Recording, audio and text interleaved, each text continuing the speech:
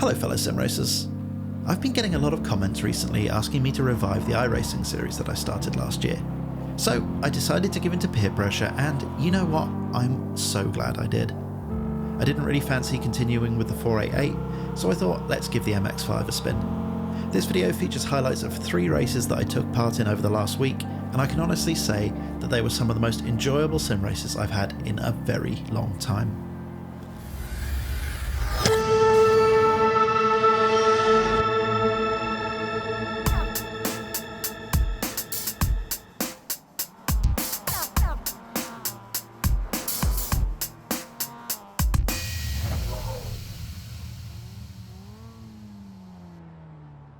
I qualified well for my first race, putting it second on the grid, and followed that up with a great start.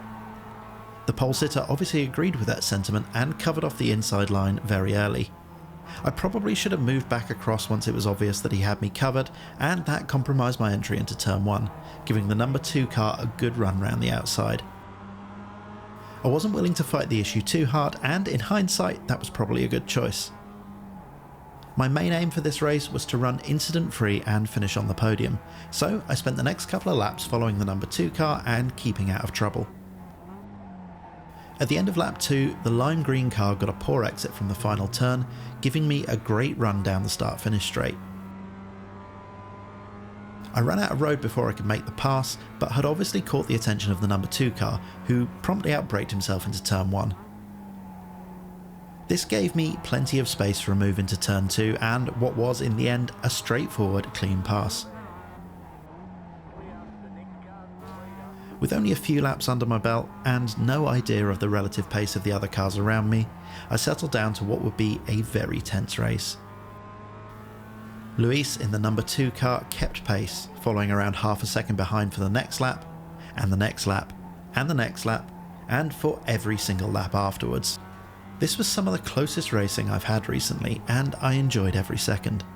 Slightly mistiming a gear shift on the final lap gave me a slight scare, but it proved to be inconsequential and I was able to bring the car home in second place, a result that I was more than happy with. One tiny off track and a podium finish did wonders for my safety rating and helped out in the iRacing department as well, so I was pretty keen to move on to the next race.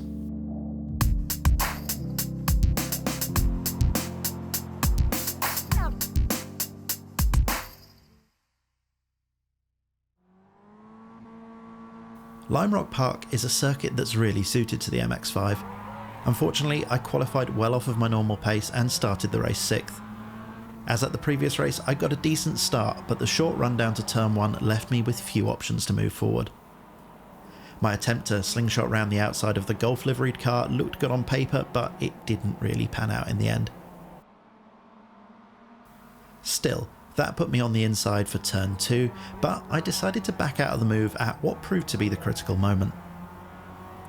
The practice session I'd just taken part in taught me to be quite wary of other cars going up the hill towards the chicane, as, well, there was frequent carnage.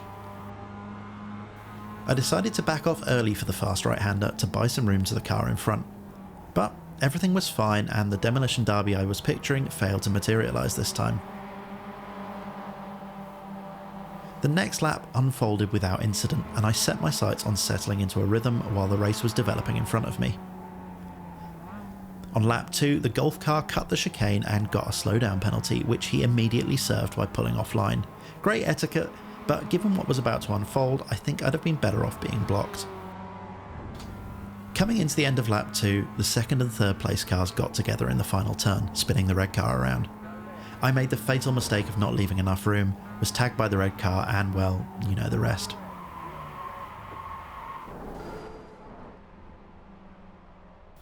So, time for a do-over.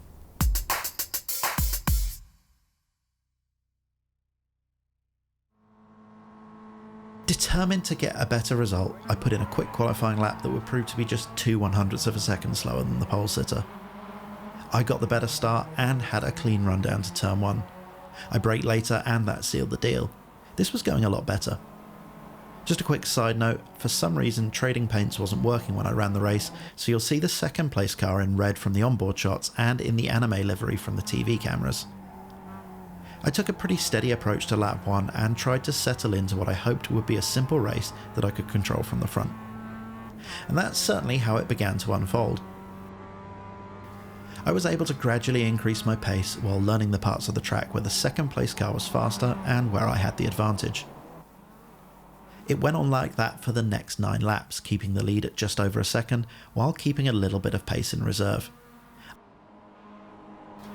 I then made a bit of an unforced error and cut too much of the second curb at the chicane. That earned me a 1.2 second slowdown penalty and handed the lead to the number 10 car. This was pretty frustrating, but I was convinced that I had the pace to keep close and then make the place back. And an opportunity presented itself just 1 lap later. The leader made a bit of a mess of the final turn and, realising that he was vulnerable, went defensive very early. Having had a few practice runs around the outside of other cars in turn 1, I wasn't entirely unhappy with the situation. Keeping the understeer in check and carrying quite a lot of speed around the outside meant that I had the high ground coming into turn 2. And it was all pretty straightforward from that point onwards.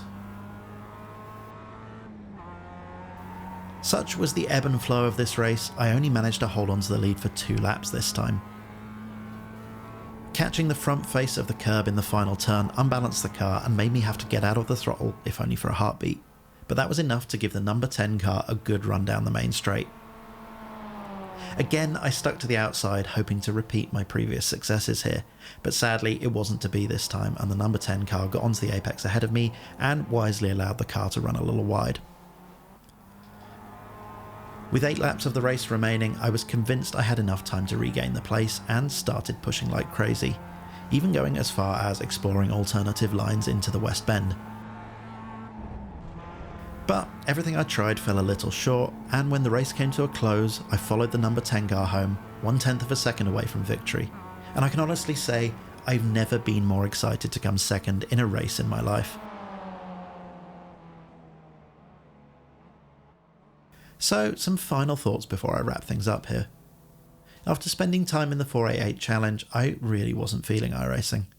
The series hadn't really produced any close racing at all for me, and was mostly an exercise in avoiding idiots. But then I took the spur of the moment decision to run that Rookie Mazda race at Okayama, and it was 15 laps of clean, close racing, exactly what I needed. And to repeat that again a couple of days later at Lime Rock Park with a 20-lap long battle for the lead has really reinforced for me why people love iRacing. And I very much count myself as part of that group. So that brings us to the end of the 4th instalment of Chris Does iRacing. Next week is another Assetto Corsa Competizione build, and if all goes to plan, I should be taking a look at the Nissan GTR. I hope you enjoyed the video. If you did, then it would be great if you could hit the like button and subscribe to my channel. As always, thank you for donating your precious free time by watching, it is very much appreciated. So all that's left to say is goodbye, thank you for watching, and enjoy the rest of your day.